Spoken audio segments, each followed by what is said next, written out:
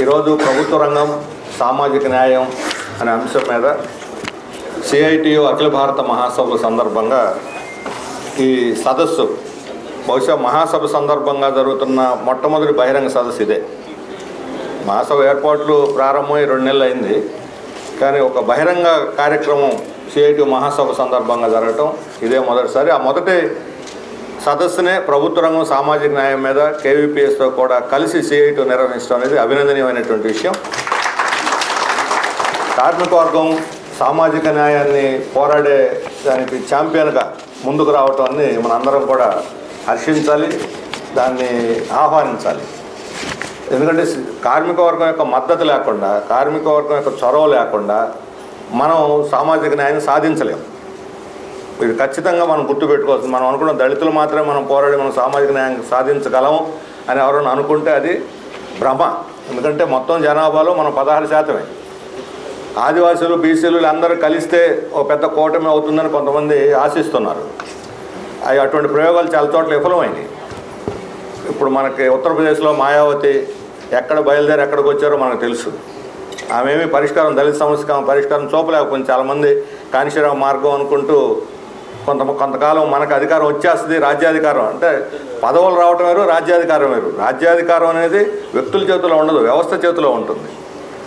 వ్యవస్థ మారకుండా రాజ్యాధికారం మారదు. పదవులు మారచ్చు, ప్రధానమంత్రులు మారచ్చు, ముఖ్యమంత్రులు అవ్వచ్చు. కాంగ్రెస్లో ఉండగా కూడా కొంతమంది దళితులు, మనకు సంజయ్ అందరికన్నా ముందు దళిత ముఖ్యమంత్రి అయ్యాడు ఇక్కడ. ఆయన దళితుల పరిస్థితిలో మార్పు రాల. సంజయ్ మంచివాడే కావచ్చు, కానీ అందుకని పదవులు బట్టి జగజ్జీవన్ రావు అఖిల భారత స్థాయిలో ఆయన విగ్రహాలు పెట్టి కూడా పూజ చేస్తున్నారు. ఏమీ దళితుల పరిస్థితిలో మార్పు రాలేదు. ఒకరు ముఖ్యమంత్రి అయితేనో, ఒకరు ప్రధానమంత్రి అయితేనో, ఒక బీసీ, ఇప్పుడు మోడీ చెప్పుకుంటున్నాడు నేను బీసీ ప్రధానమంత్రిని, కాబట్టి బీసీలు అందరూ ఉద్ధరించబడాలి.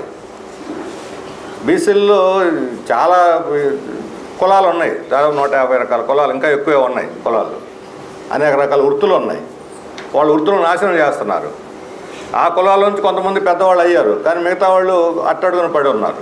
వాళ్ళలో కొంతమందికి పదవులు వచ్చినాయి, అయినా బీసీలు ఏమీ ఉద్ధరించబడాలి. అందులో మనకి రజకులు లాంటి వాళ్ళు, లేకపోతే ఇంకా సామాజికంగా దళితులకిను బీసీలకు మధ్యలో ఉంటారు. వాళ్ళు వివక్షతకు గురవుతుంటారు, బీసీలో ఉంటారు. దళిత క్రిస్టియన్లు ఉన్నారు, వాళ్ళు బీసీల్లో ఉంటారు. కానీ అంటరాంతరాన్ని అనుభవిస్తున్నారు. మతం మారినా కూడా అంటరాంతరం పోలేదు అనేటువంటిది మనకి రుజువు అవుతున్నది. బౌద్ధిస్టులుగా ఉన్నారు. ఇప్పుడు మన ఇందాక మాళేద్రి చెప్పాడు, మన గవాయ్, ఆయన బుద్ధిస్ట్ అయినా కూడా ఏమీ కులం విషయంలో ఏం మార్పు లేదు. ఆయన సనాతన ధర్మం మాత్రం ఒక చెప్పు తీసుకొని విసిరేంత ధైర్యం ఎక్కడి నుంచి వచ్చింది గవాయ్ మీద కేసులు? అంత సాహసం ఎలా చేయగలిగాడు అంటే పాలకవర్గాలు దన్ను లేకుండా, వాళ్ళ మద్దతు లేకుండా అది చేయలేరు ఆ పని. అందువల్ల ఈరోజు మన ఈ అంటరాంతరం, కుల వివక్షత, సామాజిక న్యాయం పోయి, అంటే అంటరాంతరం, కుల వివక్షత పోయి సామాజిక న్యాయం రావాలి, అన్ని కులాలకి అన్ని రకాల అవకాశాలు ఉండాలి అనేది సాధించుకోవాలి అని అంటే దానికి కార్మిక వర్గం ఒక వర్గంగా దానికి మద్దతు ఇచ్చి మనకు మద్దతుగా నిలబడితే సాధించుకోవడం సులభం. ఎందుకంటే అత్యధిక జనాభా అన్ని కులాల్లో ఉండొచ్చు, అన్ని మతాల వాళ్ళు ఉండొచ్చు, కానీ కార్మిక వర్గంగా అది ఒక వర్గం, ఒక శక్తి. అది మొత్తం ఆర్థిక వ్యవస్థలో కీలకమైన పాత్రలో ఉన్నటువంటిది.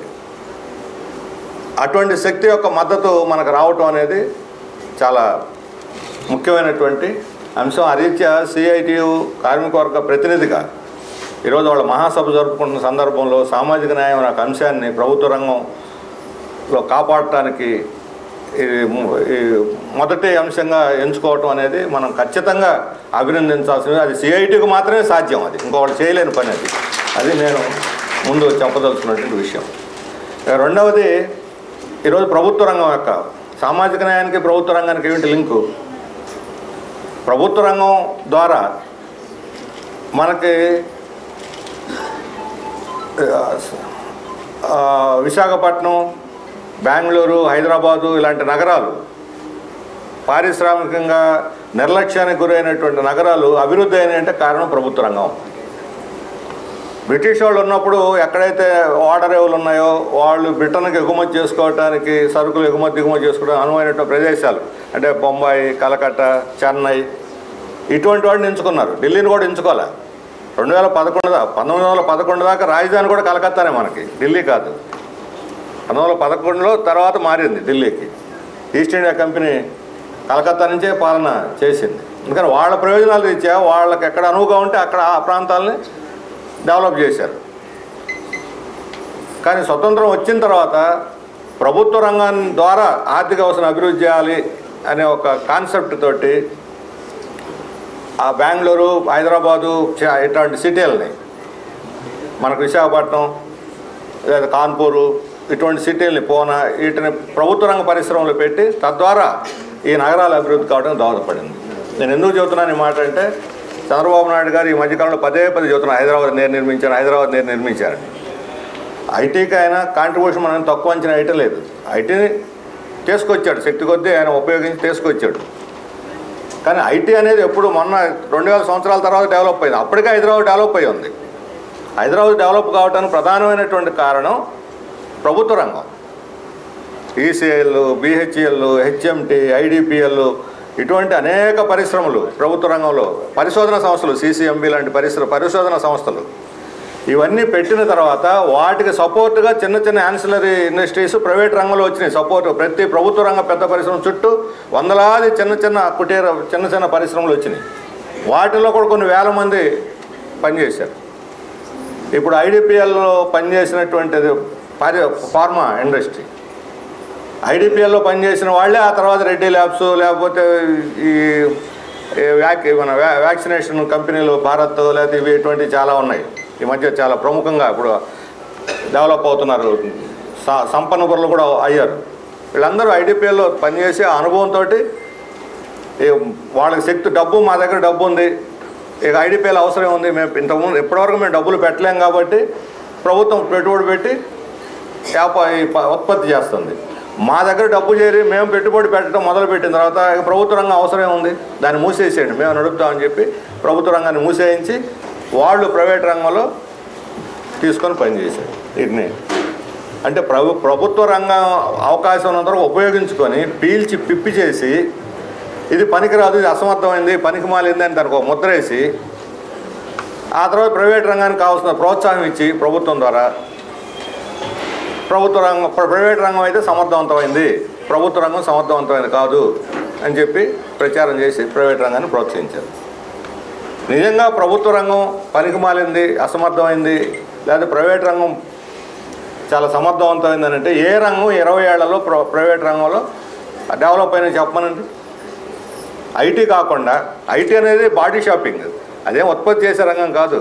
అమెరికా వాడు ప్రాజెక్టులు ఇస్తాడు, ఆ ప్రాజెక్టును బట్టి వాడు ముందే అంచుకొని వాళ్ళు ఇవ్వాల్సిన చేతలు వీళ్ళు ఇస్తారు, వాళ్ళ తరఫున మనం పనిచేస్తానికి వాళ్ళు మధ్యవర్తులు, అంతే. అది ఇప్పుడు అక్కడేమి మన డెవలప్మెంట్ ఉండదు, ప్రొడక్షన్ ఉండదు. అమెరికా కంపెనీలకు, యూరోపియన్ కంపెనీలకు సేవ చేసేదానికి అంటే బ్రిటిష్ వాళ్ళు ఇంగ్లీష్ నేర్పించి మనల్ని గుమస్తాలు చేశాడు. వీళ్ళు అదే ఇంగ్లీష్ని ఉపయోగించుకొని మనల్ని డేటా ఎంట్రీ ఆపరేటర్లుగా మార్చేశారు. రెండు తేడా అంతే. కానీ యాక్చువల్గా సాఫ్ట్వేర్ డెవలప్మెంట్లోనో లేకపోతే ప్రొడక్షన్లోనో ఉన్నటువంటి వాళ్ళు ఇక్కడ లేరు, అమెరికా వెళ్ళిపోయారు. ఇప్పుడు సత్యనాథేళ్ లాంటి వాళ్ళు, సుందర్ పిచ్చి లాంటి వాళ్ళు, ఇటువంటి వాళ్ళు అనేక మంది, ఒక దాదాపు 7-8 కంపెనీలకి ఇండియన్స్ సీఈఓలుగా ఉన్నారు. ఇక్కడ ఐఐటీలో, ప్రభుత్వ రంగ సంస్థలుగా ఉన్న ఐఐటీలో చదివి అయినటువంటి వాళ్ళు వీళ్ళు. అక్కడ అమెరికాలో చదివి సీఈఓలు అవ్వలేదు వాళ్ళు. ఇండియాలో ప్రభుత్వ స్కూళ్ళల్లో, ప్రభుత్వ కాలేజీల్లో, ఐఐటీల్లో గవర్నమెంట్ పెట్టిన, ఆ రోజు స్వతంత్రం తర్వాత నెహ్రూ ప్రధానమంత్రి ఉన్న కాలంలో ఆలోచించిన మొదటి ఐడియా అంటే మనం శాస్త్రజ్ఞులను తయారు చేయాలంటే ఐఐటీలు పెట్టాలని ప్రత్యేకంగా పెట్టి నిధులు ఇచ్చి అందులో తయారైనటువంటి వాళ్ళు కాన్పూర్లోనో, ఖరగ్పూర్లోనో, లేకపోతే ఢిల్లీలోనో, హైదరాబాద్లో ఉన్నటువంటి ఐఐటీలో తయారైనటువంటి వాళ్ళు ఆ స్థాయికి ఎదిగారు. అదే నైపుణ్యాన్ని మనం ఇక్కడ గవర్నమెంట్ పెట్టుబడి పెట్టి ఉపయోగించుకొని ఉంటే ఇండియాలో గూగుల్, ఇండియాలో ఒక మైక్రోసాఫ్ట్, ఇండియాలో ఒక ఫేస్బుక్ తయారై ఉండేది. ఇక్కడ తయారు కాకుండా వాళ్ళకి అప్పచెప్పేసాం మన టాలెంట్ని అంతా. ఈ ఘనత ఎవరిదంటే చంద్రబాబు నాయుడుది, మోడీది అని చెప్పుకోవాలి. అందుకని ఈరోజు ఇప్పుడు కొత్తగా చెబుతున్నారు ఇన్నోవేషన్ క్లబ్, ఇన్నోవేషన్ పెడతాం ఇక్కడ అని చెప్పని. ఇన్నోవేషన్ ఏమిటి? ఇప్పుడు ఇక్కడ గూగుల్ గురించి చెప్పారు. గూగుల్ వస్తుంది, మొన్న ఒప్పందం జరిగింది, గూగుల్ ఒప్పందం 500 ఎకరాలు ఇస్తున్నారు. గూగుల్, ఎయిర్టెల్, అదాని కలిపి పెడతారట. 3 ప్రైవేట్ కంపెనీలు. వాళ్ళకి భూమి రూపంలో, విద్యుత్ రూపంలో, జిఎస్టీ రూపంలో, ఈ ప్రాపర్టీ ట్యాక్స్ రూపంలో, పెట్టుబడి రూపంలో 22,000 కోట్లు రాయితీలు ఇస్తున్నారు. అసాధారణమైనటువంటి రాయితీ ఇది. ప్రజలకు ఏదైనా ఇచ్చారనుకోండి, ఉచితాలు వద్దు, వీళ్ళు తిని సమర్లు అయిపోతారు అంటున్నారు. మరి సమర్థులైన ప్రైవేట్ రంగం ఈ 22,000 సబ్సిడీ లేకుండా వాళ్ళ భూములు వాళ్ళు కొనుక్కొని, వాళ్ళ కరెంటుకి వాళ్ళు ఖర్చు పెట్టి, వాళ్ళ నీళ్ళు వాళ్ళు కొనుక్కొని, వాళ్ళు ప్రాపర్టీ ట్యాక్స్ కట్టి, వాళ్ళు జిఎస్టీ కట్టి సమర్థవంతంగా నడపమనండి. అది సమర్థత అంటే. అన్నీ ఫ్రీగా తీసుకొని మేము సమర్థులం అని చెబితే ఏమిటా సమర్థత? అది సోమర్తనం. అత్యంత సోమరులు ఎవరు ఈ దేశంలో అంటే కార్పొరేట్ కంపెనీలే. అతి పెద్ద సోమరులు. మన వనరులు, మన భూములు, మన నీళ్లు, మన గాలి, మన సూర్యరశ్మి అన్నీ వాడుకొని, ఉచితంగా వాడుకొని లాభాలు సంపాదించాలని చూస్తాం. అట్టైన లాభాలు సంపాదించారా? ఏ టెలికాం కంపెనీ లాభాలు ఉంది చెప్పనండి? ఏ ఎయిర్వేస్ లాభాలు ఉంది చెప్పనండి? లేదా ఏ మెట్రో లాభాల్లో ఉందో చెప్పనండి? ప్రైవేట్ కంపెనీల్లో ఒక ఢిల్లీ మెట్రో గవర్నమెంట్కి ఉంది, అది లాభాల్లో ఉంది. హైదరాబాద్ ప్రైవేట్ మెట్రో నష్టాల్లో ఉంది, నేను వదిలించుకుంటాను అంటున్నాడు ఎల్ఎన్టీ వాడు. మరి ఢిల్లీ మెట్రో ప్రభుత్వ రంగంలో నడిపినంత సమర్థవంతంగా హైదరాబాద్ మెట్రో ప్రైవేట్ రంగంలో ఎందుకు నడపలేకపోతున్నాడు? అది చేతకంతనం కాదా, అసమర్థత కాదా? అంటే మెట్రో పేరుతోటి ఇప్పుడు విశాఖ, విజయవాడ కూడా మెట్రోలు వస్తాయట. ఈ మెట్రో పేరుతోటి మెట్రోకి 1 ఎకరం పొలం అవసరం అయితే 5 ఎకరాలు తీసుకుంటాడు. అంత కమర్షియల్ కాంప్లెక్స్లు కడతాడు. ఇప్పుడు కమర్షియల్ కాంప్లెక్స్లు కట్టినా అవి ఏమీ ఉపయోగపడలేదు, ఎందుకంటే కొనేవాళ్ళు లేడు. ఉన్నాయి ఎక్కువైపోయినాయి, అందులో ఉన్న సరుకులు కొనేవాళ్ళు లేడు. ఎన్నెన్ని కొంటారు జనం? వాళ్ళ దగ్గర డబ్బులు ఉంటాయి కదా జనం దగ్గర కొనటానికి. ఈ డబ్బులన్నీ ఇప్పుడు వీళ్ళ దగ్గర పోగుపడిపోయినాయి, పెట్టుబడిదారుల దగ్గర పోగుపడిపోయినాయి. ఎంత డబ్బు పోగైందంటే ఈరోజు పెద్ద పెద్ద కార్పొరేట్ కంపెనీల దగ్గర 10 లక్షల కోట్లు హార్డ్ క్యాష్ పోగై ఉంది, నిలవబడిపోయింది. బంగారం నిలబడిపోయినట్టు నిలబడిపోయింది. 10 లక్షల కోట్లు హార్డ్ క్యాష్. ఇదంతా ఎవరి సొమ్ము? కష్టపడి చెమటోడిసి ఉత్పత్తి చేసి సంపాదించి దాచిపెట్టుకుందా? ఇది కార్మికుల రక్త మాంసాలు పీల్చి దాచిపెట్టుకున్నటువంటి సొత్తు ఇది. పోనీ ఆ 10 లక్షల కోట్లు ఎక్కడైనా పెట్టుబడి పెడితే డబ్బు ఎప్పుడు ఖాళీగా కూర్చుకోదు. కార్ల్ మార్క్స్ పేరు వినుంటారు మీరు, ప్రఖ్యాత ఆర్థికవేత్త, ప్రముఖ విప్లవకారుడు. ఆయన చెప్పాడు, డబ్బుని పెట్టుబడిగా మార్చకపోతే అది యజమానిని కూడా తినేస్తుందని చెప్పాడు. డబ్బును పెట్టుబడిగా మార్చకపోతే ఇప్పుడు 10 లక్షల కోట్లు డబ్బు ఉంది, పెట్టుబడిగా మార్చలా, నెక్స్ట్ ఏం పని చేస్తుంది? యజమాని తినేస్తుంది. అందుకని యజమాని తను కాపాడుకోవాలంటే ఏం చేయాలి? దాన్ని పెట్టుబడి కింద మార్చాలి. పెట్టుబడి కింద మార్చాలంటే మార్కెట్ కావాలి. మార్కెట్ కావాలంటే జనం కొనుగోలు శక్తి కావాలి, కొనేవాడు కావాలి. అందుకని ఇప్పుడు మనం 10 ఏళ్ళ నుంచి అవుతున్నా వినపడని వాళ్ళకి ధరలు తగ్గించండి అన్న వినని వాళ్ళు ఇప్పుడు జిఎస్టీ ఎందుకు తగ్గించారు? అమ్ముకోవటానికి. వాళ్ళ సరుకులు అమ్ముడు పోవట్లేదు. ఎవరు ఎక్కువ లాభపడుతున్నారు? Automobile company. ఇప్పుడు కారు కొనాలంటే 1 లక్ష రూపాయలు తగ్గుద్ది, కందిపప్పు కొనాలంటే 1 లక్ష రూపాయలు తగ్గుద్దా? ఒక కారు కొనాలంటే 1 లక్ష రూపాయలు తగ్గుద్ది, కందిపప్పు కొనాలంటే ఎంత తగ్గుద్ది?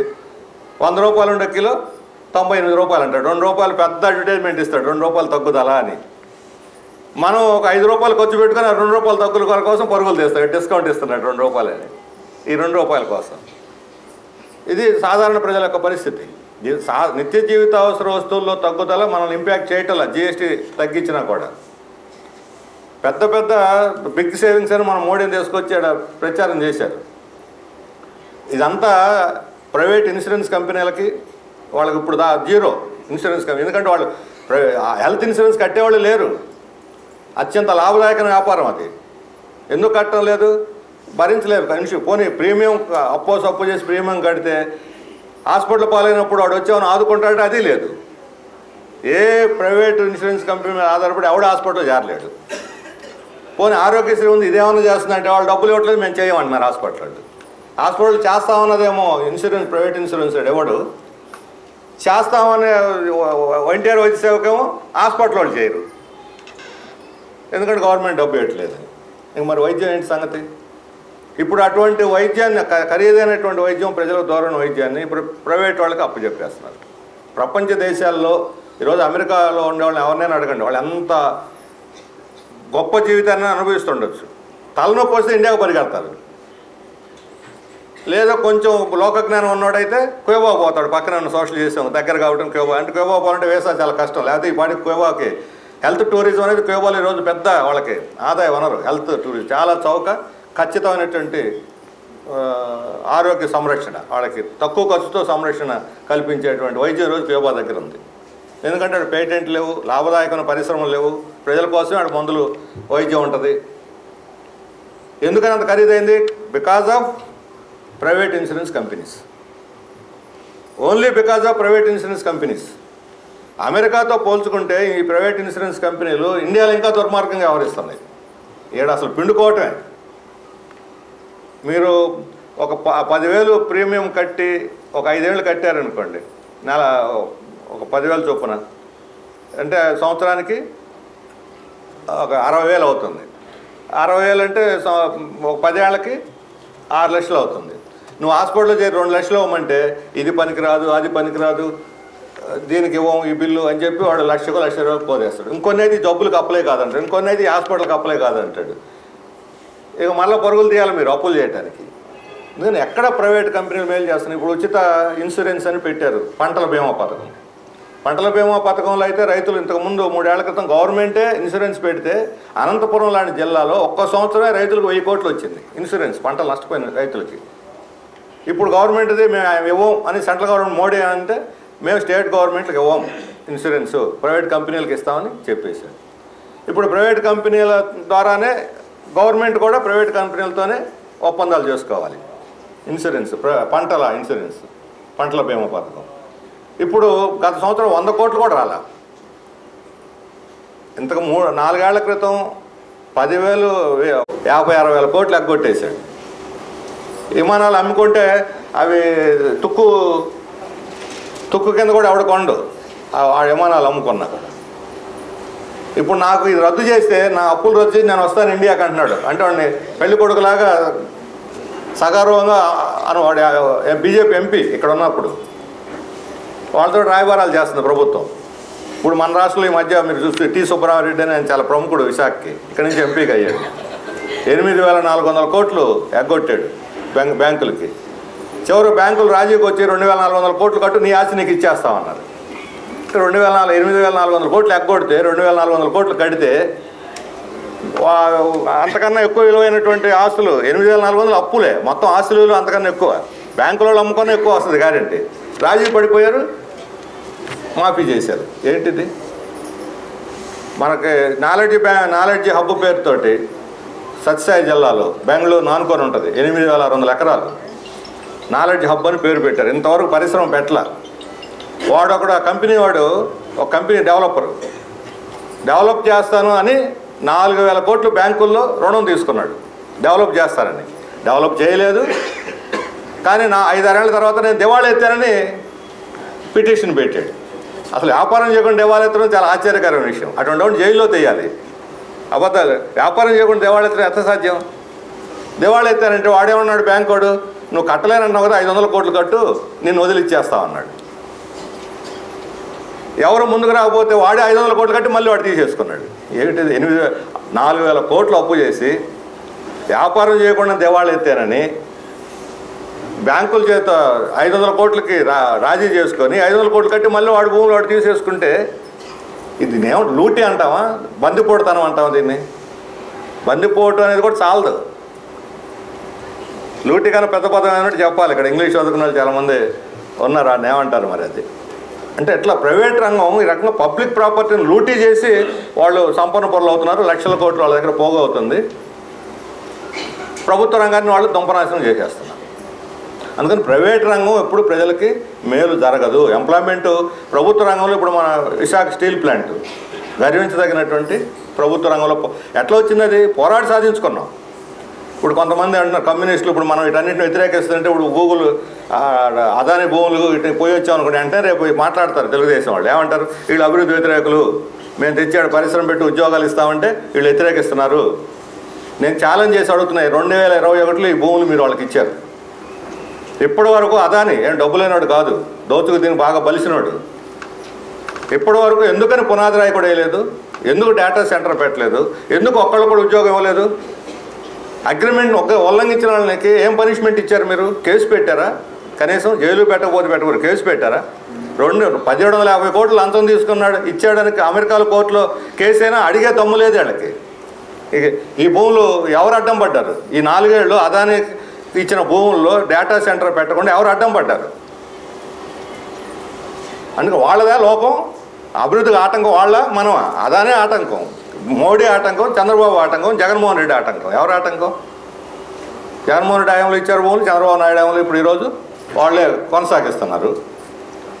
ఇప్పుడు విశాఖ స్టీల్ ఎలా వచ్చింది? చంద్రబాబు నాయుడు తెచ్చాడా? అక్కడ ఐటీ కట్టాను నేను అంటున్నాడు, మంచిదే, మేము తేలేదు, ఐటీ కోసం మేము పోరాడలేదు, ఒప్పుకుంటాం. ప్రైవేట్ కంపెనీల కోసం మేము ఎప్పుడు పోరాడాం.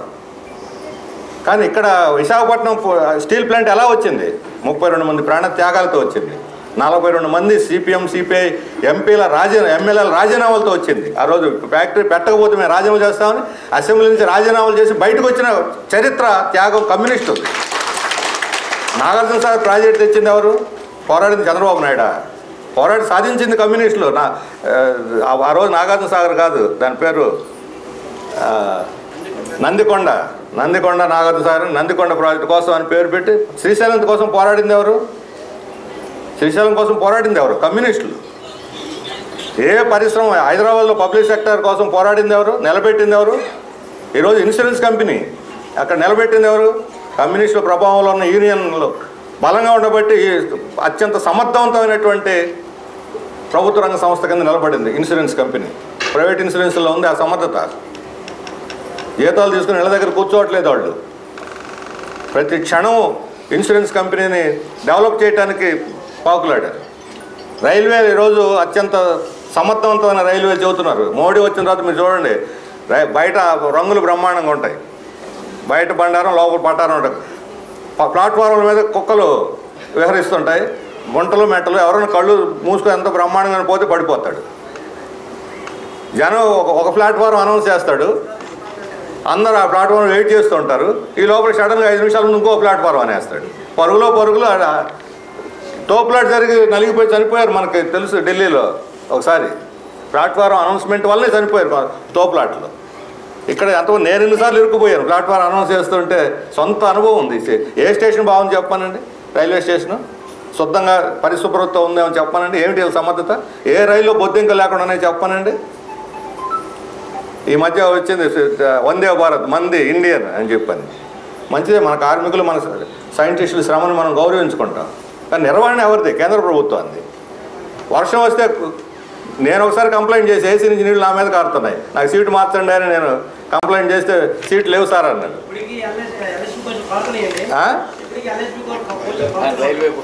రైల్వే ఇప్పుడే ఏసీ కోసం కారుతున్నాయి. అది వాళ్ళ సమర్థత, రైల్వే నిర్వహణలో సమర్థత అది. ఇప్పుడు మొన్న జరిగిన ఎయిర్ ఇండియా అహ్మదాబాద్ ప్రమాదం ఎవరు చేసింది? ప్రభుత్వ రంగంలో ఉన్నప్పుడు జరిగిందా? ప్రైవేట్ రంగానికి ఇచ్చిన జరిగిందా? ఏమైంది వాళ్ళ సమర్థత?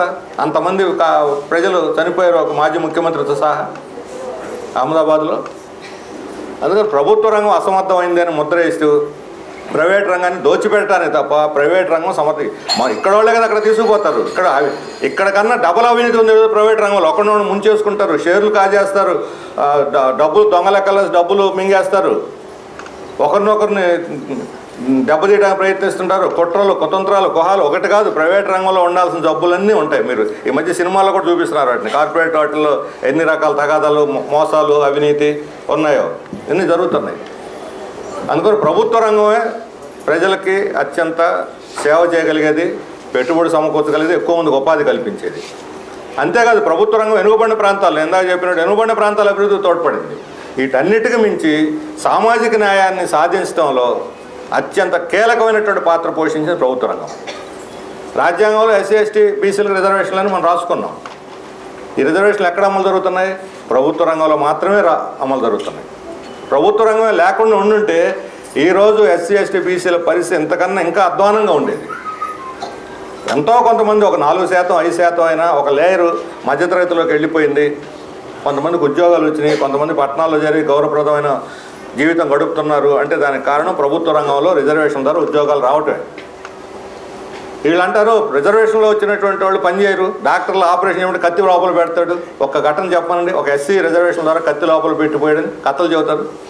ఈరోజు ఎవరికి ఇస్తున్నారు సీట్లు? ప్రైవేట్ రంగం వాళ్ళు. ఇప్పుడు పీపీపీ కింద అంటున్నాడు చంద్రబాబు నాయుడు. గతంలో జగన్మోహన్ రెడ్డి గారు చేసిన పని కూడా అదే. ప్రభుత్వ రంగం పెట్టినా కూడా 50% సీట్లు యాజమాన్య కోటాకి ఇచ్చారు. యాజమాన్య కోట అంటే అర్థం ఏమిటి?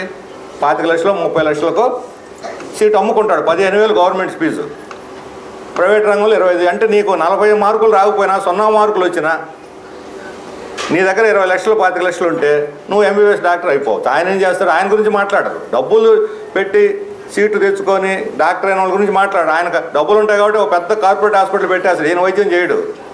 అనేక మంది డాక్టర్లను పెట్టుకొని సమర్థులైన వాళ్ళకి కాస్త ఎక్కువ జీతాలు ఇచ్చి దానికి బ్రాండ్ వాల్యూ సృష్టించి ప్రచారం చేసుకుంటాడు. గవర్నమెంట్ ఆసుపత్రుల్లో ఉండి పనిచేసే డాక్టర్ ఆడుండే స్టాఫ్ను కొంతమంది లొంగ తీసుకొని వాళ్ళ చేత కూడా కేసులు ఇక్కడ రెఫర్ చేయించుకుంటారు. ఎంత అవినీతి కాదా? అవినీతితోటి పుట్ట ప్రైవేట్ రంగం అంటే అవినీతి పుట్టే. అందుకని ఈరోజు సామాజిక న్యాయం ప్రభుత్వ రంగం ఉంటేనే అవుతాయి. దీనికి పెద్ద ప్రమాదం వచ్చింది. ఎందుకని? ఇప్పుడు ప్రభుత్వ రంగం తగ్గించేస్తున్నారు, అమ్మేస్తున్నారు. ప్రభుత్వ రంగం ఇప్పుడు విశాఖ స్టీల్ ప్లాంట్ ఇప్పుడు మనం పోరాడుతున్నారు, మన కార్మిక వర్గం చాలా త్యాగాలు చేసి అది మూసేశారు. ఎంతమంది ఎస్సీ ఎస్టీలు పోతారు ఉద్యోగాలు? దాని ప్రొడక్షన్లో ముఖ్యమైన పాత్ర ఎస్సీ ఎస్టీలు కూడా ఉంది.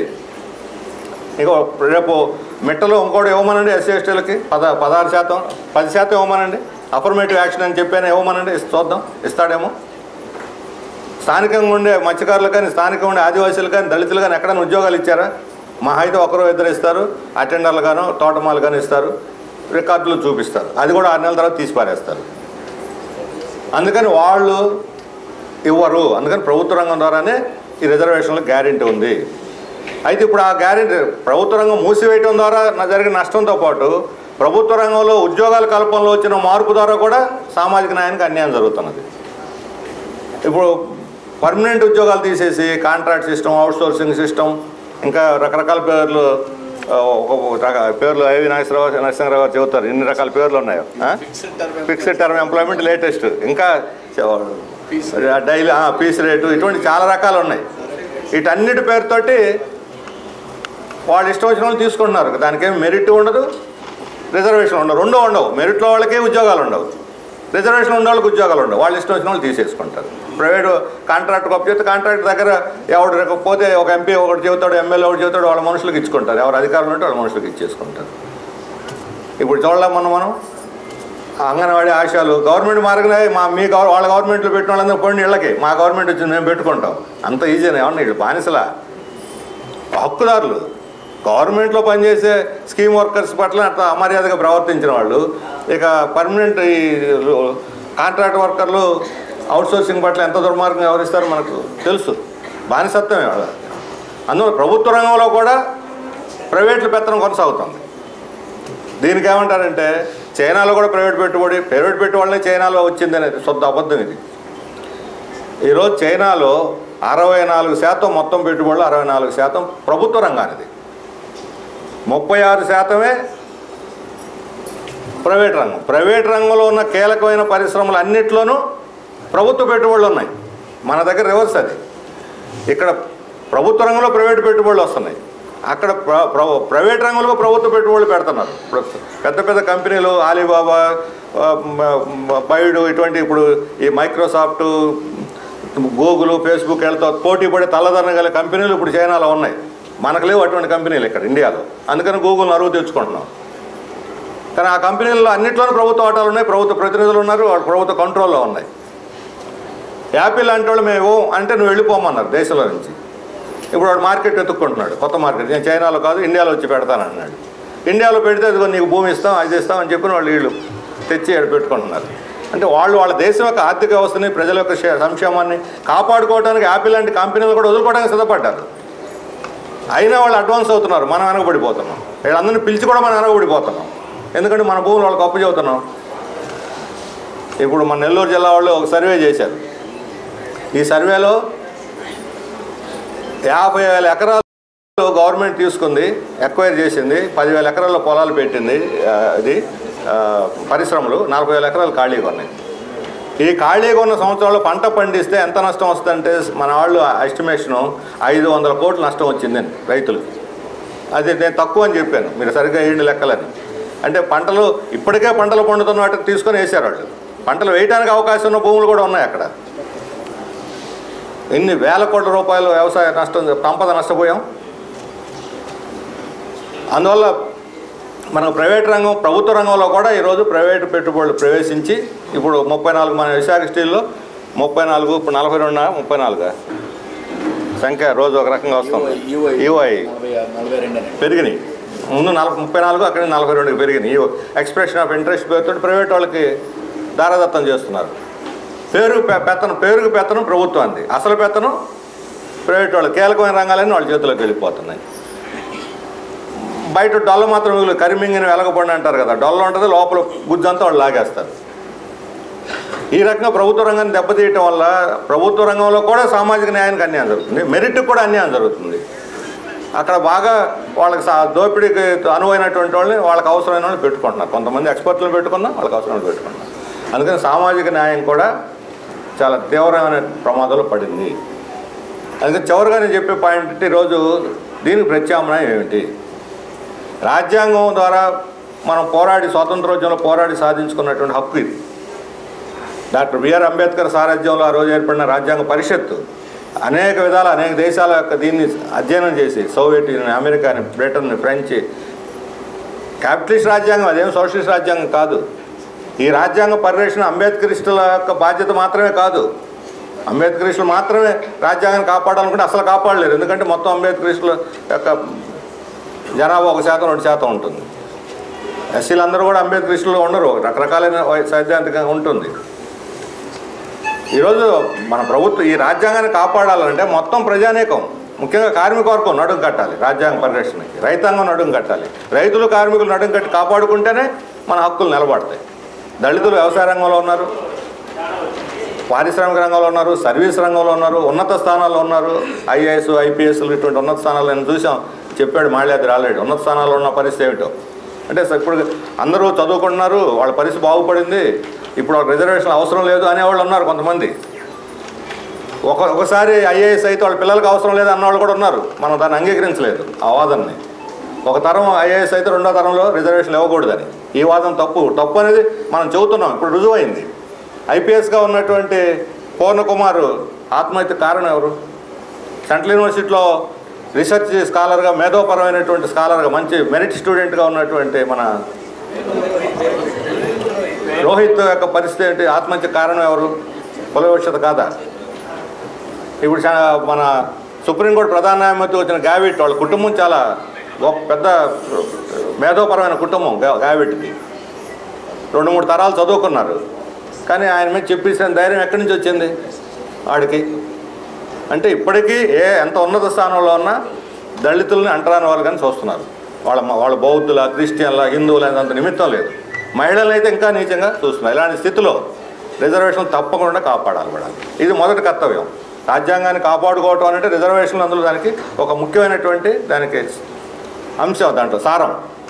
అయితే దీన్ని ఈ కాపాడుకోవాలంటే ఎట్లా మొదలుతుంది? ప్రభుత్వ రంగంలోనే లేపేస్తుంటే ఎట్లా కాపాడుకోవాలి అంటే, ప్రభుత్వ రంగం అనే కాదు, ప్రభుత్వ ప్రైవేట్ రంగాలు అన్నిట్లోనూ దీన్ని ఒక అంశంగా మార్చాలి. ప్రైవేట్ రంగంలో కూడా రిజర్వేషన్లు అమలు జరిపితేనే ఒక హక్కుగా కాపాడబడుతుంది. ఇది ప్రైవేట్ రంగంలో కూడా చేయాలంటే అప్పుడు కాంట్రాక్ట్ ఉద్యోగులకు అప్లై అవుద్ది, అవుట్సోర్స్ వాళ్ళకి అప్లై అవుద్ది, అందరికీ అప్లై అవుద్ది, ఎవరికి మినహాయింపు ఉండదు. మొత్తం యూనివర్సల్ రిజర్వేషన్ కోసం మనం పోరాడాలి. ఒక మాటలో చెప్పాలంటే యూనివర్సలైజేషన్ ఆఫ్ రిజర్వేషన్స్. ప్రభుత్వ రంగమనే కాదు, ప్రైవేట్ రంగమనే కాదు, కోఆపరేట్ రంగమే కాదు, పేరు ఏదైనా పెట్టండి మీరు. ఈ అన్ని పరిశ్రమల్లో, అన్ని శాఖల్లో, అన్ని డిపార్ట్మెంట్స్లో కూడా ప్రభుత్వాన్ని ప్రైవేట్దైనా అమలు చేయాలి.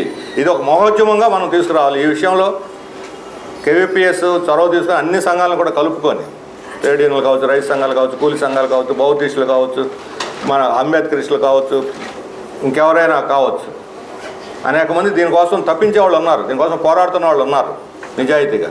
వాళ్ళందరినీ కూడా కలుపుకొని ఒక విశాలమైన వేదికలను ఏర్పాటు చేసి దీన్ని కాపాడుకునేందుకు మనం ముందుకు రావాల్సిన అవసరం ఉంది. ఒక పెద్ద జాతీయోద్యమంగా దీన్ని నడపాలి. దీనివల్ల కార్మికులు కొంతమంది అనుకుంటున్నారు, కార్మికులు రిజర్వేషన్లు వచ్చేస్తే మనకు ఉద్యోగాలు పోతాయనో, ఉద్యోగాలు రావు అనుకునే వాళ్ళు ఉన్నారు. రిజర్వేషన్ వల్ల ఉద్యోగాలు పోవు, రిజర్వేషన్ వల్ల ఉద్యోగాలు రాకుండా ఆగవు. ఉద్యోగాలు తగ్గిపోవటానికి కారణం ఈ క్యాపిటలిజంలో ఉన్నటువంటి దోపిడీ, అసమానతలు. వాడు వీళ్ళంత వరకు నిరుద్యోగాన్ని పెంచి పోషిస్తుంటాడు. నేను ఈ మధ్య చాలా గ్రామాలు తిరిగాను. నేను పోయిన ప్రతి గ్రామంలో చదువుకున్న నిరుద్యోగులు ఎక్కడ ఉన్నారనంటే ఊళ్ళో ఉన్నవాళ్ళు ఏలెత్తి చూపిస్తున్నారు దళిత వాళ్ళు ఉన్నారని, మాలపల్లిలో ఉన్నారు, మాదేపల్లిలో ఉన్నారని. ఇంత ఒకే 10-15 ఏళ్ల క్రితం కనపడేవాళ్ళు కాదు. ఈ సరళీకరణ ఆర్థిక విధానాలు మొదలైన తర్వాత, రిజర్వేషన్లు బలహీనపడిన తర్వాతే చదువుకున్న యూత్ ఏం చేస్తున్నారు, ఒక ఆటో వేసుకుంటాడు, లేకపోతే ఒక ఈ ఉంటాయి కదా మన స్విగ్గీ లాంటివి ఇటువంటి పనులు ఊళ్ళో, లేదా మేస్త్రి, పెయింటర్స్, బీటెక్ చదివి పెయింటర్స్ పోయిన వాళ్ళు నేను చూశాను ప్రకాశం జిల్లాలో. అంతకుముందు మామూలు చదువు లేని 10th క్లాస్ 5వ తరగతి చదువుకున్న వాళ్ళు, చదువు లేని వాళ్ళు పోయేవాళ్ళు ఈ పనులకి వెళ్ళేవాళ్ళు. ఇప్పుడు ఆ రకమైనటువంటి వాళ్ళు బీటెక్ వాళ్ళు పోతున్నారు. అందుకని ఖచ్చితంగా అన్ని రంగాల్లోనూ రిజర్వేషన్ల కోసం పోరాడేదానికి మనం నడుం కట్టాలి. ముఖ్యంగా ఈ సందర్భంలో సిఐటియు మహాసభ జరుగుతున్న సందర్భంలో కార్మిక వర్గం కూడా ఈ బాధ్యతను స్వీకరించి కేవీపీఎస్ లాంటి సంఘాలకు అండగా ఉండి ఇటువంటి డిమాండ్స్ని ముందుకు ప్రభుత్వ రంగాన్ని పరిరక్షించాలి, విస్తరించాలి. అదే సమయంలో సామాజిక న్యాయం కావాలి, రిజర్వేషన్లు అమలు జరగాలి. దీన్ని మొత్తం ప్రైవేట్ రంగాన్ని కూడా విస్తరించి యూనివర్సలైజేషన్ ఆఫ్ రిజర్వేషన్స్ అనే నినాదంతో మనం ముందుకు పోయేదానికి మీరు అందరూ కూడా సిద్ధం కావాలని చెప్తూ ఈ సదస్సు నిర్వహించినటువంటి సిఐటియు కేవీపీఎస్ నాయకత్వానికి ధన్యవాదాలు తెలియజేస్తూ సెలవు తీసుకుంటాం.